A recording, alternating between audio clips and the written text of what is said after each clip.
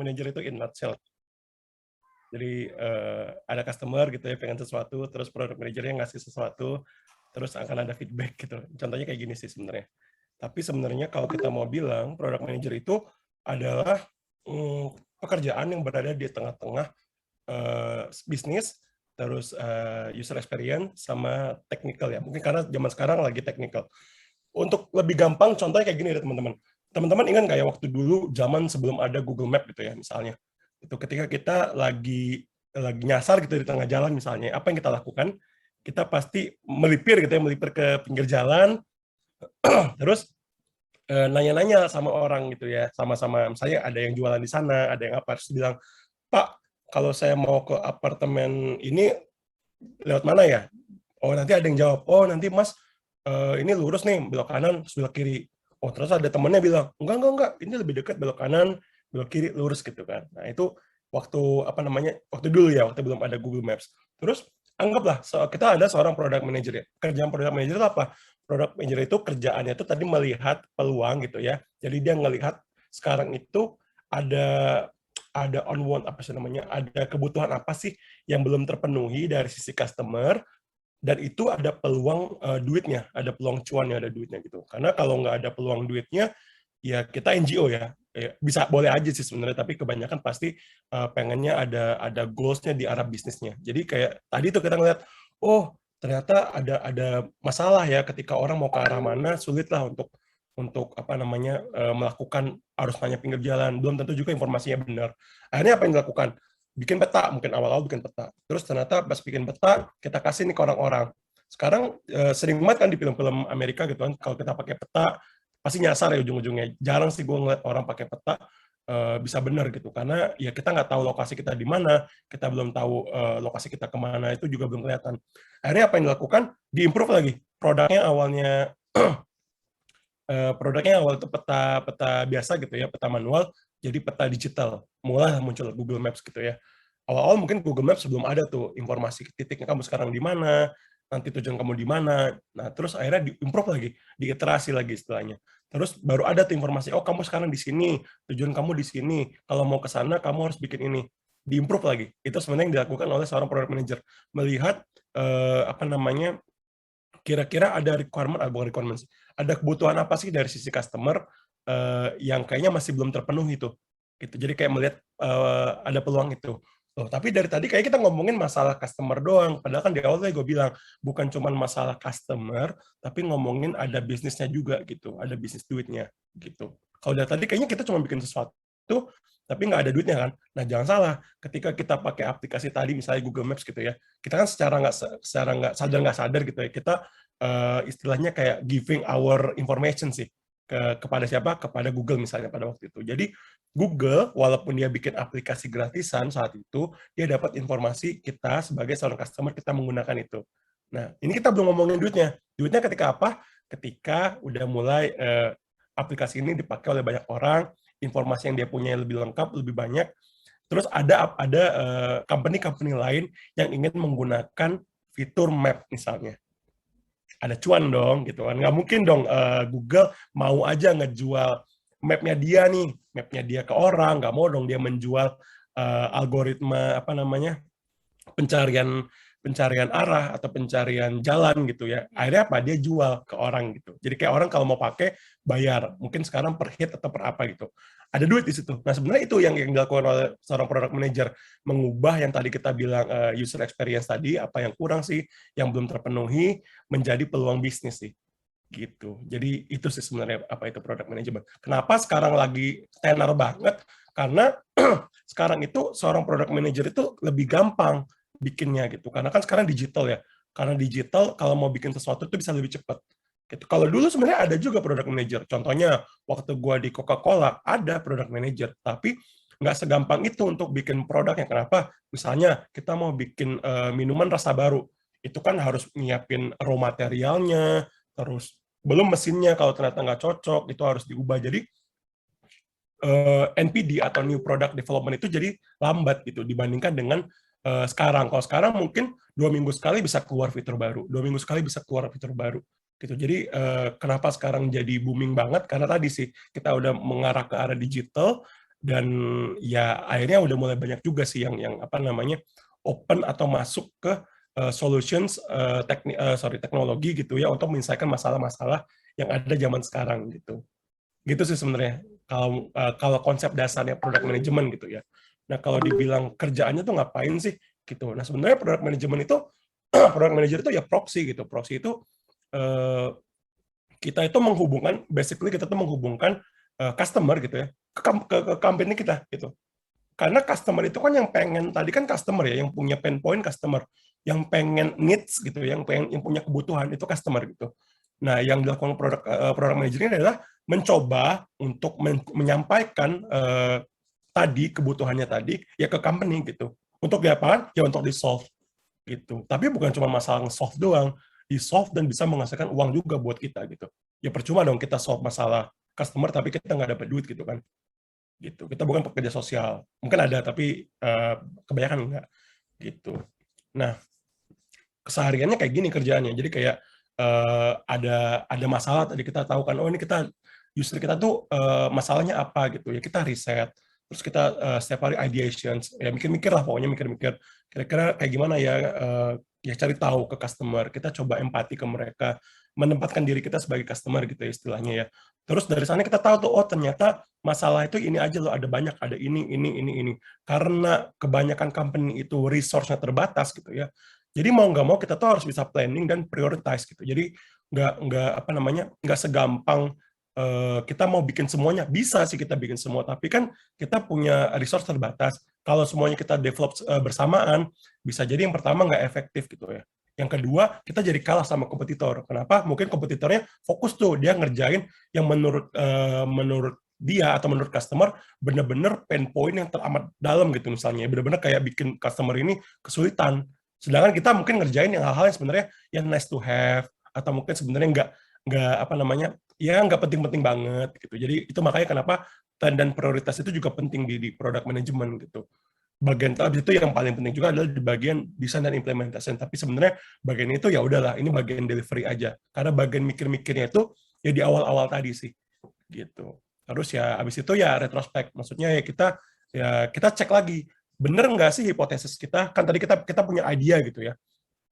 Sebenarnya idea kita itu hipotesis gitu, kita bilang menurut gua, bukan menurut gua sih, maksudnya setelah kita riset, hasil riset kita mengatakan hipotesisnya kayak gini loh, fitur A akan menyelesaikan masalahnya B ini gitu dengan cara gini. Kita buktikan langsung, kita lempar langsung ke pasar, biarkan customer yang menilai gitu. Jadi kayak oh kalau customer bilang oke dia suka, berarti benar terbukti hipotesis kita bisa move on ke next-nya gitu. Atau kalau oh ternyata enggak nih, berarti kita harus balik lagi, kita tweak lagi gitu. Berarti ada yang belum benar dari produk kita, yang belum bisa diterima oleh customer. Karena pada end of the day sebenarnya apa yang dilakukan seorang product manager itu adalah menemukan antara value propositions gitu ya. Kita nggak ngomongin fitur selama ini, kita tuh selalu ngomongin value-nya. Value apa sih yang dibawa oleh produk gitu. Kenapa orang harus pakai produk lu gitu. Kita nggak pernah ngomong fitur apa sih yang bikin produk lu keren, nggak pernah. Jadi kayak kita tuh mencoba untuk menemukan value propositions dari produk kita gitu ya, kepada yang tadi gue bilang needs-nya dari customer yang belum terpenuhi gitu. Itu sebenarnya upaya yang selalu kita lakukan setiap hari sih sebagai seorang product manager sih gitu. Nah terkadang banyak orang yang fokusnya oh ya udah kalau masalah needs itu ya udah hal-hal yang kayak pain point aja gitu. Tapi sebenarnya nggak juga kok teman-teman. Ada juga kok kebutuhan-kebutuhan yang sebenarnya nggak penting tapi akhirnya tuh bisa berubah menjadi penting. Contohnya kayak apa? Kayak TikTok, Instagram gitu. Kalau gue tanya pain point apa sih yang di solve sama TikTok? Nggak ada kan orang yang secara sadar ngerasa kayak aduh gue sakau nih kalau nggak buka TikTok bangun pagi gitu kan, nggak pernah kan, maksudnya nggak pernah kan terpikir bangun tidur gue harus nonton orang joget-joget dulu nih, kalau nggak ntar gue kejang-kejang atau gue sakit. Nggak pernah ada kan logika itu kan, tapi kok bisa ya TikTok itu bisa booming banget gitu. Nah itu sebenarnya ada logika di sana. Makanya tadi kenapa gue bilang sebenarnya product management itu nggak cuma masalah tech doang loh, nggak cuma masalah duit doang loh, masalah UX atau orang tuh juga penting di sana gitu. Jadi ada yang nanya ke gue, Mas kalau misalnya gue nggak jago tech, bisa nggak jadi PM? Bisa banget, karena nggak ya apa ya, tech itu cuma satu partnya doang gitu. Lo jago tech itu cuma bisa dipakai buat ya bisa bisa ngobrol sama tim engineer-nya lebih gampang, biar bisa kalau kita lagi apa namanya lagi planning gitu ya, planning sprint atau planning development, nggak dibego-begoin. Kita tahu, oh ini fitur gini itu sebenarnya gampang lo bikinnya, nggak susah. Itu doang sih sebenarnya, sama ya paling ketika bagian ideation-nya sih. Tapi menurut gue ada hal juga yang penting, kayak contohnya masalah bisnis. Kan nggak semua orang ya, maksudnya jago masalah bisnis, kayak melihat peluang duit itu di mana sih.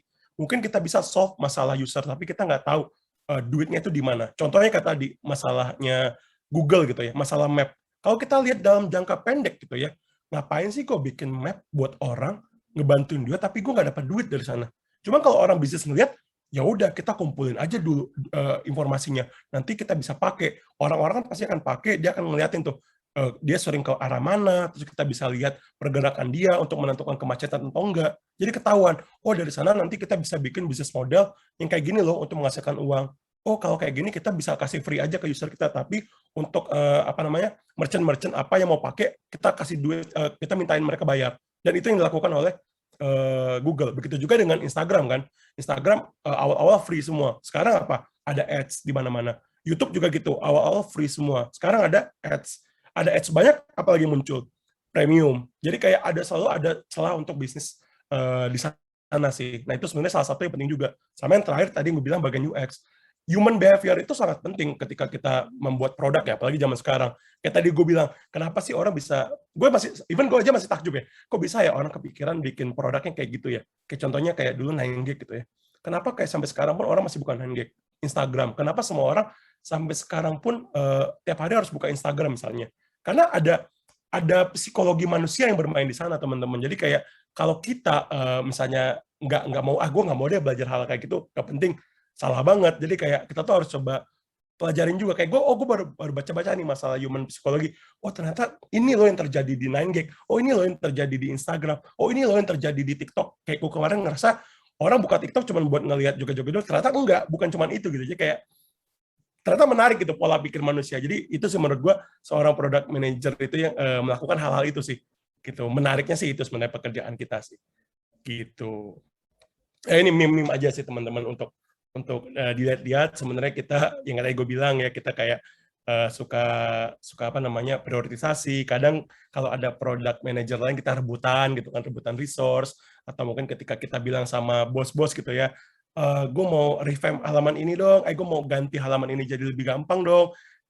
Bos-bos tuh kalau nggak ada hubungan sama duit pasti nggak mau denger. Kayak itu salah satu meme yang sering terjadi sih. Gitu. Paling itu aja, karena takut kelamaan ya nanti Ical nggak bisa ngobrol nih. Gitu. Masih ada 5 menit lagi sih. Oh masih ada 5 menit lagi? Masih. Ya udah deh, gue maju-majuin deh. Skip aja, ya kita cepat-cepat aja ya. Sebenarnya ini materi lama banget sih. Gue yakin udah banyak yang harusnya gue revamp juga sih. Nah ini tadi gue bilang kita melakukan prioritisasi gitu ya, karena resource-nya produk itu terbatas, resource-nya perusahaan itu terbatas. Jadi kita tuh harus ya memilih-milih lah, mana yang harus kita develop duluan, mana yang timingnya pas, mana yang kira-kira akan menjadi nilai jual kita atau senjata kita melawan kompetitor ketika masuk ke pasar. Jadi kayak nggak bisa tuh kita harus develop semuanya. Jadi kita harus milih-milih. Jadi ya harus belajar-belajar juga sih. Ada framework apa aja, ada cara apa aja yang bisa kita pakai. Jadi menurut gue ini salah satu yang bisa gue pakai sih. Ada 4 ini gitu.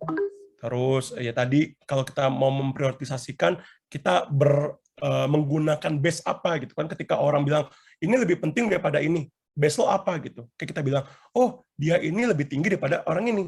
Ya, kita bisa tahu karena ada tinggi badan yang dijadikan base perhitungannya tadi. Itu sama juga ketika kita bilang prioritisasi tadi sih. Gitu. Nah, terus punya data driven mindset. Kenapa? Karena kalau kita nggak pakai data gitu ya, ketika kita membuat decisions gitu ya, sebenarnya kita bias gitu. Kenapa kita bias? Kita tuh nganggep diri kita seorang PM adalah mayoritas user kita. Jadi kayak lo ngebikin produk buat lo sendiri. Gitu. Itu nggak boleh banget gitu. Kayak jangan sampai lo ngerasa lo itu apa ya mayoritas user, padahal kan sebenarnya enggak gitu ya. Kayak misalnya gue nih, mungkin gue bikin produk untuk misalnya buat orang yang suka bawa mobil misalnya. Padahal sehari-hari gue sering naik Gojek gitu. Nggak cocok kan, karena gue nggak tahu orang naik mobil itu rasanya kayak gimana, sehari-hari macetnya tuh kayak gimana, apakah ada masalah kayak misalnya, oh kalau lagi kayak gini kayak gimana. Jadi jangan sampai bias opini lo tadi itu mempengaruhi keputusan ketika tadi mau memprioritasasikan atau membuat suatu produk tadi sih, gitu. Terus juga menurut gue perlu juga sih practical skill gitu ya. Tapi ya nggak apa kalau emang company-nya udah pada mature, sebenarnya nggak perlu banget. Cuman kalau emang yang masih struggling, masih challenge gitu ya, masih chaos gitu ya di mana-mana, ya perlu juga sih practical skill. Walaupun sebenarnya nggak wajib-wajib banget gitu. Terus ini dari tadi gue bilang apa sih empati segala macam. Jadi ya kita tuh nggak bisa cuman simpati doang gitu ya. Gitu. Kalau simpati doang tuh biasanya sinyalnya jelek gitu. Jadi harus empati juga gitu. Kalau empati itu artinya kita apa namanya kita tuh pakai sepatunya si customer kita. Maksudnya itu kita tuh bukan cuman merasa kasihan kalau misalnya mereka menemukan pain point, tapi kita juga berusaha untuk menyelesaikan masalahnya dia gitu. Itu yang sebenarnya agak sulit juga sih dilakukan oleh seorang product manager gitu ya. Ini juga mindset yang harus kita pakai gitu ya. Kalau kita Henry Ford pernah bilang sih kalau dia nanya ke orang apa sih yang dia mau, pasti orang itu akan bilang zaman dulu pasti pengennya faster horse gitu. Jadi kayak nggak akan kebuat tuh mobil kalau lo emang nanya apa yang dia mau langsung ke customer. Jadi ya udah customer itu bilang aja pain point-nya apa. Solusinya biar kita yang mikirin orang yang emang lebih ahli di bidangnya bisa lebih fokus gitu ya. Mereka ya udah jangan tanyakan apa ya literally solutions ke mereka sih, karena mereka mungkin pengetahuannya terbatas gitu sih. Oke, terus apa lagi sih? Oke, ini mungkin salah satu yang mungkin teman-teman perlu lakukan juga gitu ya, design thinking. Ini bagus banget sih untuk dicoba-coba gitu ya. Mungkin bisa baca-baca juga bukunya Design Sprint by Google Venture gitu ya. Ini sebenarnya basically gimana caranya kita bisa come up dengan idea. Kan tadi ada teman-teman yang bilang, oh kita lagi merintis nih, oh kita lagi udah jadi sultan nih, ya udah cobain aja dulu itu. Karena biasanya ini bisa lebih gercep gitu. Kita come up dengan idenya gitu. Ini juga gue bilang ada juga yang dari Maslow gitu ya. Dia bilang sebenarnya kalau lu cuma punya palu, semua masalah yang lu miliki itu akan lu perlakukan kayak paku. Kalau lu cuma punya palu, semua masalah itu akan lu paku gitu. Jadi kayak ya sebisa mungkin jangan cuma punya palu, punya juga yang lain, tang, obeng. Jadi kayak jangan cuma membatasi diri kita cuma di satu masalah doang gitu. Kayak kita cuma bisa Excel. Ya udah akhirnya semua masalah kita kerjakan pakai Excel gitu. Padahal sebenarnya ada tools-tools lain yang bisa membantu kita lebih baik gitu. Itu salah satu contohnya sih. Makanya gue bilang ya udah akhirnya prepare arsenalnya apa gitu. Oh dari business flow kayak gimana, solution concept juga harus belajar, tech-nya juga harus belajar. Walaupun dari gue sebenarnya ya udah awal-awal Wikipedia level dulu deh, gak apa-apa. Yang penting update, apalagi zaman sekarang dunia tech ya, dikit-dikit tuh udah ada solusi baru, dikit-dikit udah ada teknologi baru, dikit-dikit tuh udah ada apa hal yang baru lah. Gitu. Jadi kayak jangan sampai kita yang sehari-hari kerjanya mungkin nanti di area digital gitu ya, tapi nggak tahu apa-apa terkait sekitar kita. Sayang banget sih menurut gua. Gitu. 1 menit lagi ya. Oke. Dan ya ini yang mungkin teman-teman sering dengar gitu ya. Buzzword apa sih MVP, apa sih sprint? Itu sebenarnya konsep juga yang biasa dilakukan oleh seorang product manager. Ketika kita come up dengan suatu solusi, bangunnya tuh jangan kayak yang versi A gitu. Kita bangun ban dulu, bangun sasisnya, bangun bodinya, baru di iterasi keempat baru jadi mobilnya. Nggak gitu. Harusnya bangunnya tuh ya udah bangun dulu nih. Mungkin mobilnya kayak gini awalnya nggak sempurna, tapi udah bisa dipakai. Kita langsung uji, kalian suka nggak sih pakai yang kayak gini? Oh ternyata enggak. Kita butuh ini, oh akhirnya diubah lagi di B, yang di kedua, habis itu diubah lagi yang ketiga, diubah lagi yang keempat. Kelihatan kan bedanya gitu. Jadi sebisa mungkin sih pakai pendekatan yang B, karena kita mau continuous improvement sih di area sana. Ini juga salah satu yang harus dilakukan kalau misalnya jadi PM ya, karena kan kita tadi yang gue bilang kita proxy, kita akan banyak banget ngobrol sama orang dan masing-masing orang ini punya kepentingan dan background yang berbeda. Contohnya tadi ada tim UX, ada tim bisnis, ada tim tech, ada customer, ada C-level, dan mereka itu cara ngomongnya berbeda. Nggak mungkin gue ngomong bahasa coding sama tim, sama bos-bos CEO gitu. Mereka mungkin akan lebih tertarik kalau kita ngomongin angka. Gitu. Begitu juga ketika gue ngomongin ke tim UX, mereka pasti ngerasa ya udah use case-nya apa gitu, lebih pengen tahu dari masalahnya dari sisi human-nya dibandingkan dari sisi duit-duitan atau angka-angka gitu. Jadi kayak lebih ke arah sana sih, gimana caranya kita bisa articulate our ideas sih. Ini juga hal yang penting karena ada yang bilang produk itu mini CEO. Gue nggak setuju. Kenapa? Kalau lu CEO, lu punya kontrol pada orang. semua orang tuh report ke lu. Sedangkan produk itu nggak punya tim UX, tim tech, tim data, tim apa lagi tadi? Tim bisnis, itu mereka tuh nggak report ke kita. Kita tuh kerja bareng mereka, collaborations. Jadi kayak gimana caranya kita bisa mengajak orang-orang atau di sekitar kita tadi buat bikin, bro, gue punya visi produk kayak gini loh, bantuin gue dong bikinin.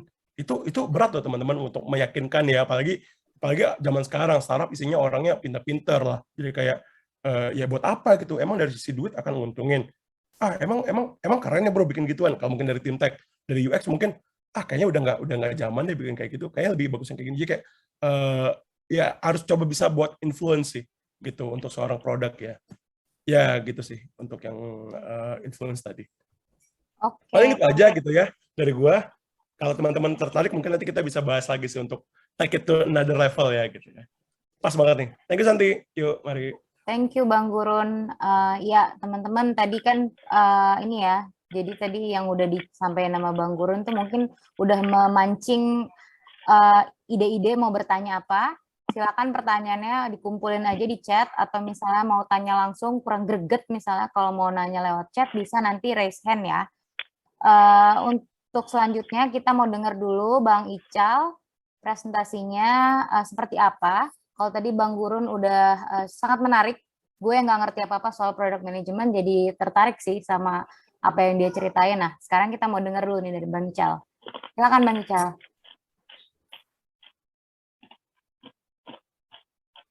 Sebentar, paling aku cari point of view yang belum kebahas ya. Ya, halo semua, udah lama nggak ketemu. Jadi, aku pakai materi ini aja ya. Jadi, mungkin sebenarnya aku lebih tertarik nanti sama tanya jawabnya ya. Jadi mungkin aku juga nggak lama-lama. Jadi, sedikit aja kayak ya produk sebenarnya istilah yang udah lama banget ya, kayak orang kalau ngomongin produk sebenarnya relate ke banyak hal gitu. Cuma mungkin yang jadi pertanyaan, kenapa sih butuh product management gitu kan?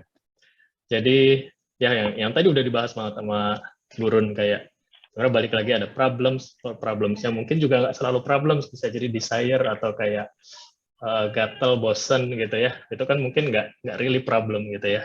Tapi di situ bisa ada solusi-solusi yang dibikin gitu.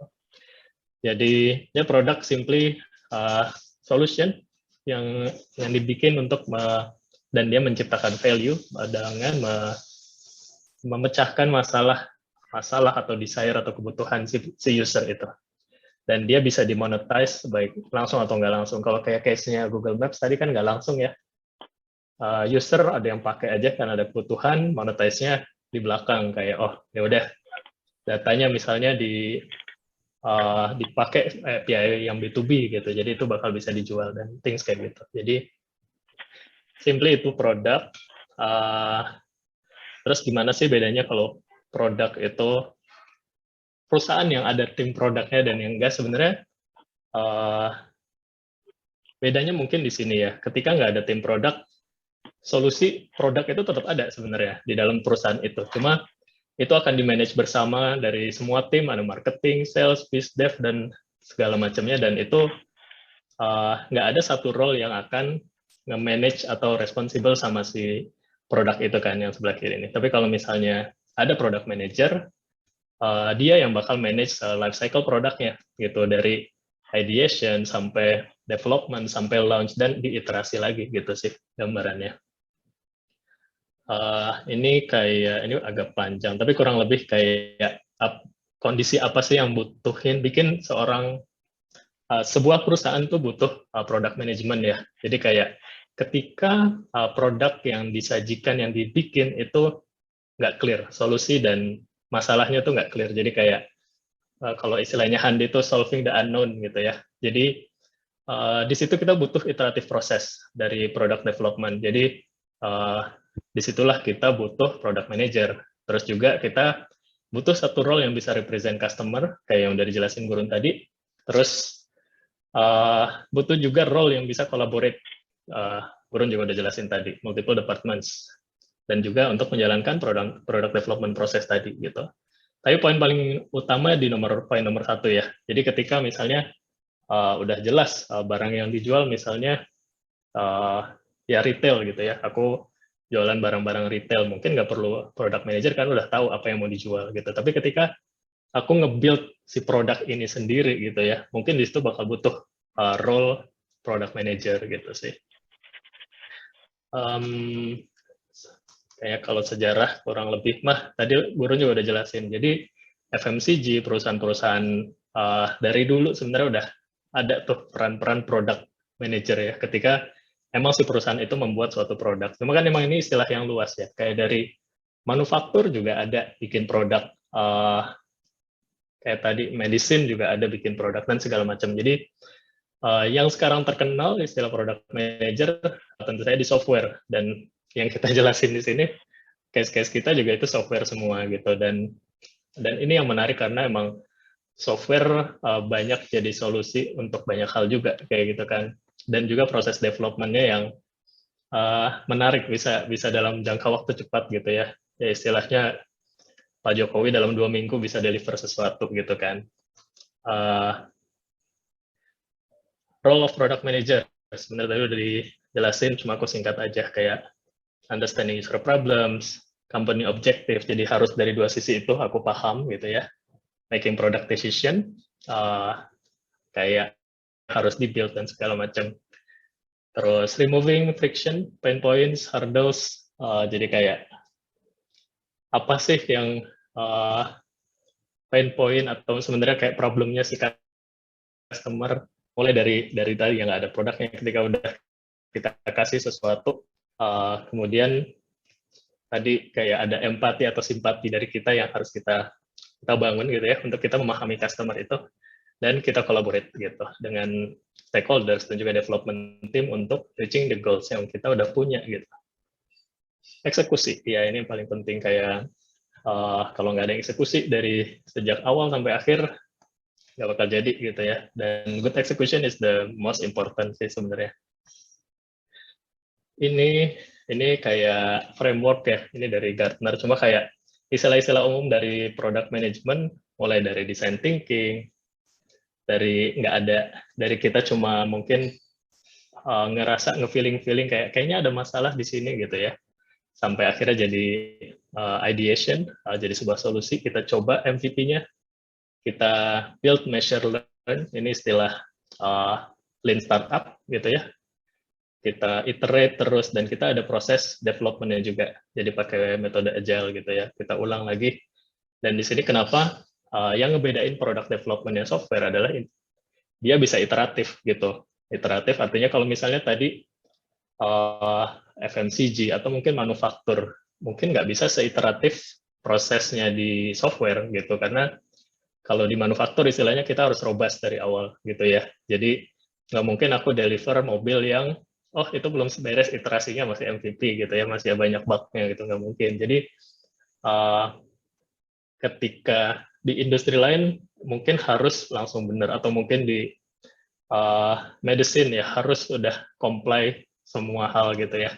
Tapi kalau di software kita bisa depannya bagus, misalnya landing page bagus, websitenya bagus, saat masuk tiba-tiba masuk ke Google Form gitu ya, itu wajar banget, dan itu selama bisa deliver value yang dibutuhkan oleh customer, ya why not gitu. Jadi itu mungkin kelebihannya dan enaknya di industri software gitu ya. Jadi kita bisa build dari yang sesimpel mungkin, as long as it gives value buat customer gitu ya, dan ya udah gitu. MVP road mapping ini kayaknya terlalu detail, aku skip aja. MVP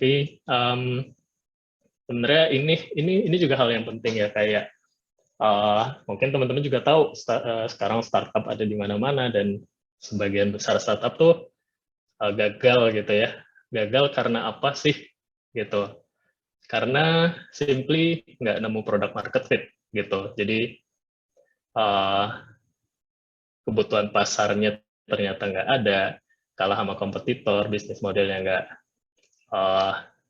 nggak jalan gitu ya, legal challenge dan seterusnya kayak gitu. Cuma poinnya di sini adalah sebenarnya balik lagi ke ini ya, ke product market fit. Tadi ini gambar yang sama persis Gurun udah sampein. Jadi product market fit-nya tuh nggak ditemukan di awal, tapi mungkin udah terlalu semangat mendevelop produk gitu. Jadi one thing sebenarnya dalam kita building startup mungkin ya, dalam product management kita nggak boleh fall in love with the product gitu, tapi kita harus fall in love sama problemnya gitu kan, karena solusi itu bisa berubah-ubah, bisa jadi yang aku pikirin ide bisnis di awal tuh kayak gini, bisa jadi setelah kita pahami banget kebutuhan customer, apa yang enak buat customer, yang customer mau pakai, ternyata bisa beda banget gitu sama hasil akhir dari yang kita bayangkan gitu. Mungkin kayak gambarannya ya banyak-banyak ya, kayak misalnya kalau teman-teman tahu Facebook versi pertama banget itu kan bisa dibilang jelek banget gitu ya, tapi sekarang kayak udah advance banget gitu, dan itu terus evolving karena misalnya ada kebutuhan yang baru dan juga mulai menemukan si product market fit itu gitu. Iya, jadi itu sebenarnya poinnya ya, kayak pitfalls of product builder. Kadang kita kayak terlalu pok sama produk idenya gitu. Kita punya ide yang kayak, oh cemerlang banget nih gitu, dan ini bakal laku, bakal diinvest sama investor-investor gitu. Atau kayak, oh ini canggih banget, indah banget gitu ya. Atau obses over data kayak, oh kita percaya ada data kayak gini. Padahal yang dibutuhkan sebenarnya tuh iterasi gitu ya. Kita temuin dulu product market fit-nya, kita bikin dari MVP, kita pelajarin lagi. Jadi proses build, measure, learn-nya itu jalan kayak gitu. Ini kan proses build, measure, learn ya dalam konsep Lean Startup kayak gitu. Jadi key to identify product market fit is to iterate as quick as possible gitu. Jadi understand customer problem, terus juga jadi instead of, kalau di software ya, instead of kita beneran kayak bikin satu solusi yang udah mateng banget gitu ya, mungkin spend kayak berapa bulan untuk feasibility study dan segala macam, nggak perlu gitu ya. Kita yang paling penting kita deliver secepat mungkin, bisa jadi 2 minggu atau 3 minggu jadi nggak MVP-nya kayak gitu. Kita mau learn langsung dari customer ya, karena customer ketika udah pakai MVP-nya kira-kira respon mereka apakah oh I don't need this solution, atau kalau bisa kayak gini dong gitu ya. Dan di situ kita improve terus gitu sih. Jadi itulah muncul istilah build, measure, learn ya. Jadi kita build yang cepat, langsung kita measure, kita pelajarin lagi, build lagi gitu. Dan itu kayak instead of kita langsung build apa ide kita build dari yang paling kecil dulu, dan itu bakal terus evolving gitu sih. Ya tadi sih ya, kayak MVP itu bakal menjawab kayak if you want to build a business, what will you build first, and what do you want to learn sih sebenarnya dari produk kamu gitu, sampai akhirnya kita bisa si produknya bisa evolving terus, customer-nya juga makin banyak yang adopsi, terus kita nemuin kayak istilah kayak si critical mass-nya, dan di situ biasanya udah viral lah, semua orang udah pakai gitu produknya. Begitu. Masih ada waktu, nanti sebenarnya udah sih. Jadi kurang lebih materinya gitu sih dari gue. Kenapa? 3 menit lagi sih sebenarnya, sampai 3 menit lagi. kurang 10.